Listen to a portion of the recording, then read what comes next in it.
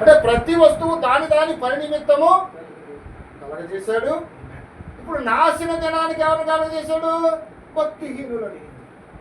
అంటే ఎవరైతే ఆయన మాట నమ్మలేదో, ఎవరైతే ఆయన అద్భుతాలను విశ్వసించలేదో, ఎవరైతే ఆయన గుర్తించలేదో, వెంబడించినప్పటికీ ఆయన ఎందుకు నిర్లక్ష్యం ఉంచిన ప్రతి వ్యక్తి అప్పుడు అలట్లాడిపోయాడు.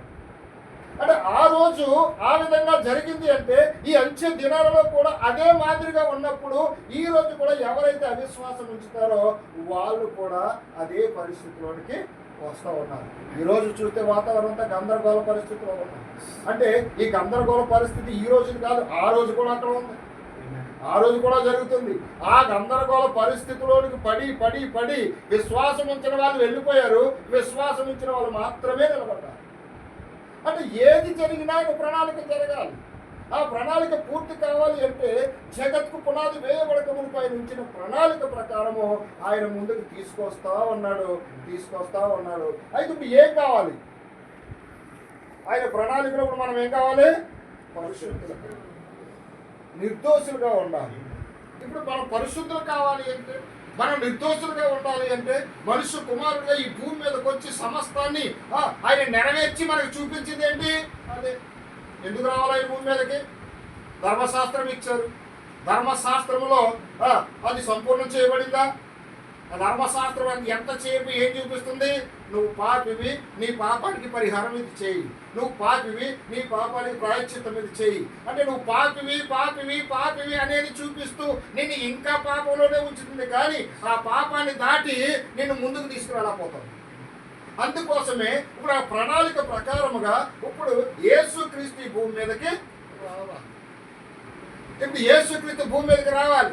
ఈ భూమి మీదకి వచ్చి ఆ ధర్మశాస్త్రము నెరవేర్చలేని పని ఆ ఇచ్చిన వ్యక్తి ఆయనే కనుక ఆయనే వచ్చి ఇప్పుడు పూర్తి చేయాలి.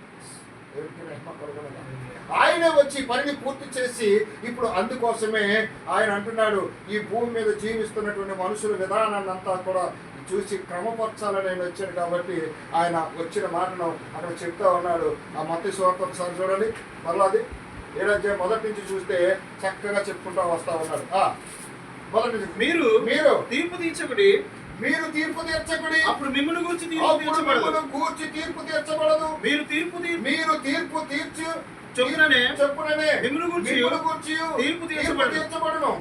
మీరు కొలుచు కొలత చొప్పుననే మీకును కొలవబడును. ఈ కంటిలోనున్న దూలమును ఎంచక నీ సహోదరుని కంటిలోనున్న నలుసును చూచుటేయాల. నీ కంటిలో దూలముండగా నీవు నీ సహోదరుని చూచి ఈ కంటిలోనున్న నలుసును ఉన్న నలుసుని తీసివేయమని చెప్పనేలా వేషధారి మొదట నీ కంటిలో ఉన్న దూలమును తీసివేసుకొనుము. అప్పుడు నీ సహోదరుడు కంటిలో ఉన్న నలుసును తీసివేయుటకు నీకు తేటగా కనబడును. అంటే ప్రణాళిక అర్థం కానప్పుడు నువ్వు అలాంటి వాడివి, నువ్వు ఇలాంటి దానివని మనుషులు ఏం చేస్తూ ఉంటామండి? ఇతరులకు మనము తీర్పు తీరుస్తూ ఉంటాం.